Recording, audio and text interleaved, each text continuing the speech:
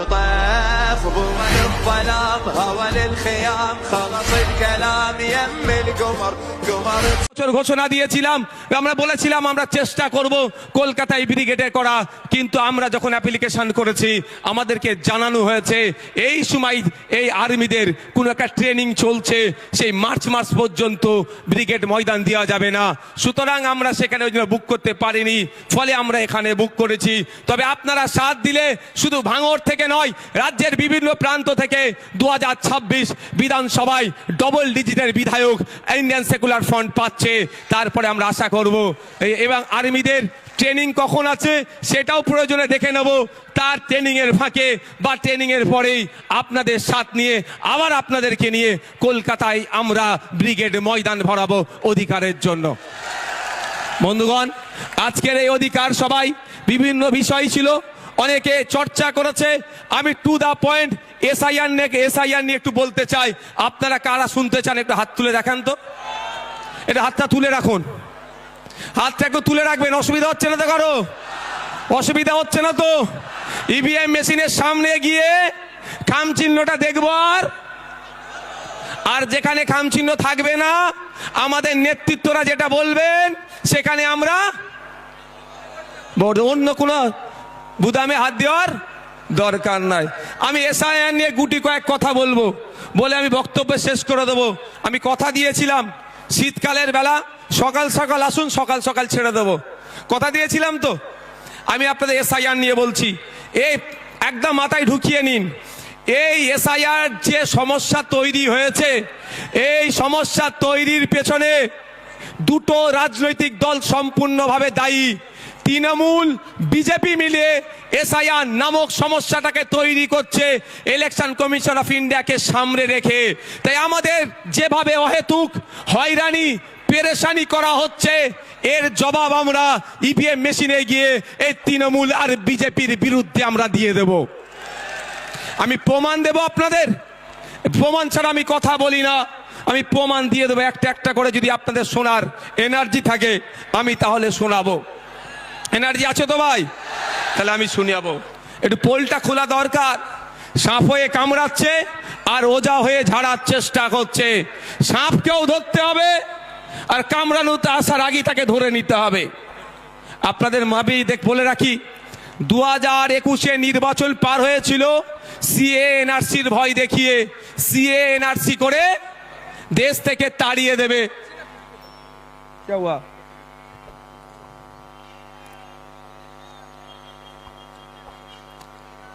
সংগ্রামী যৌথ মঞ্চে যে মঞ্চ আছে তার উপরে ছেলেরা উঠে গেছে, না ভাইয়া ভাই, এই উপরে যারা উঠেছে না ভাই যাও, একদম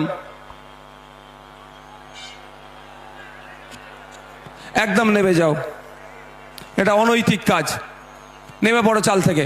শোনেন ভাই, এদিকে দেখান। 2021 সালে নির্বাচন কি দেখিয়ে পার হয়েছিল? বিজেপি বলেছিল এসআইআর করে তাড়িয়ে দেবো, এই বিজেপি বলেছে এনআরসি সিএ করে তাড়িয়ে দেবো। আর মমতা ব্যানার্জির দলেরা কি বলেছিল? যে তাড়াতে পারবে না, আমরা আছি।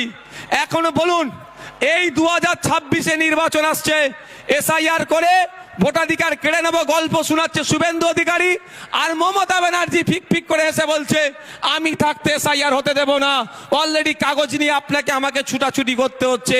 আমার নামও নোটিশ এসে গিয়েছে। নোবেল জয়ী বিখ্যাত মানুষ অমর্ত্য সেন্সারের নামেও অপদার্থ কমিশন নোটিশ পাঠিয়েছে এই বিজেপি তৃণমূলের পাল্লায় পড়ে। শুধু তাই নয়, স্বাধীনতা সংগ্রামী, মুক্তিযোদ্ধা, বীর, ভারতবর্ষের অন্যতম শ্রেষ্ঠ আইকনিক ব্যক্তি, তার নাম নেতাজি সুভাষচন্দ্র বোস, নেতাজি সুভাষচন্দ্র স্যারের পরিবারকেও এই নোটিশ পাঠিয়েছে।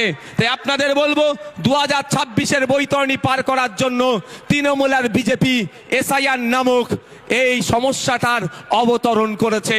তাই আপনাদের বলবো, এই সমস্যাতে অহেতুক হয়রানি করার চেষ্টা হচ্ছে, তবে আপনি আতঙ্কিত হবেন না। দিন দেওয়ানে বলেছিলাম স্বচ্ছ এসআইআর করলে সহযোগিতা করব। আজকেও বলছি স্বচ্ছ এসআইআর মিন্স ভোটার লিস্ট স্বচ্ছ হোক, মৃত ভোটারের নাম বাদ যাবে। একাধিক জায়গায় ভোটার লিস্টে নাম উঠেছে, বাদ যাবে।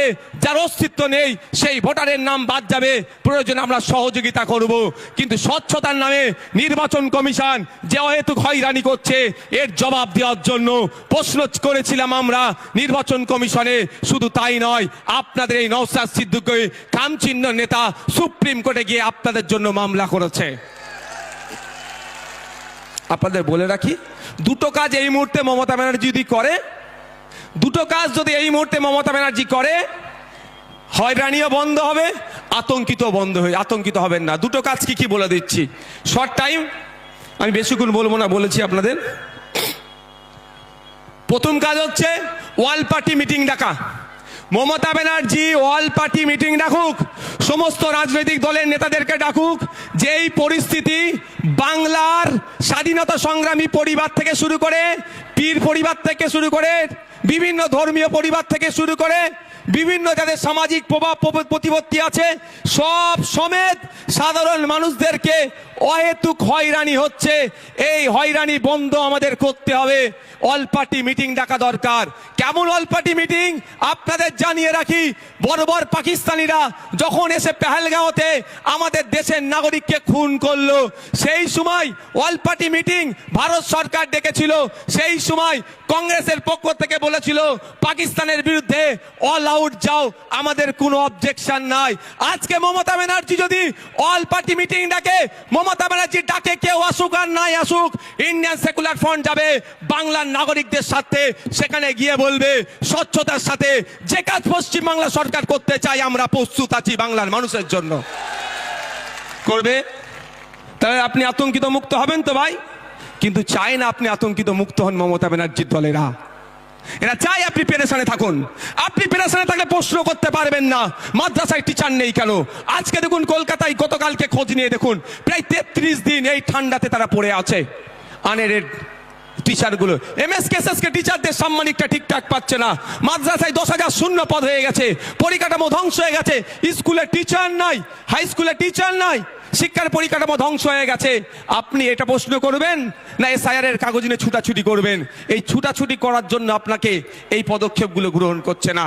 দ্বিতীয় হচ্ছে বিধানসভায় নিন্দা প্রস্তাব পাস করানো হোক। বিধানসভায় নিন্দা প্রস্তাব পাস করানো হোক। যেভাবে অহেতুক হয়রানি করা হচ্ছে এটা অত্যন্ত নিন্দাজনক কাজ। সেখানে নিন্দা প্রস্তাব পাস করানো হোক। সেই নিন্দা প্রস্তাবের কপিটা ইলেকশন কমিশন অফ ইন্ডিয়াকে দিক, আর যে সরকার একটা মামলা করুক সেই মামলাতে কপিটা অ্যাটাচ করে দিক।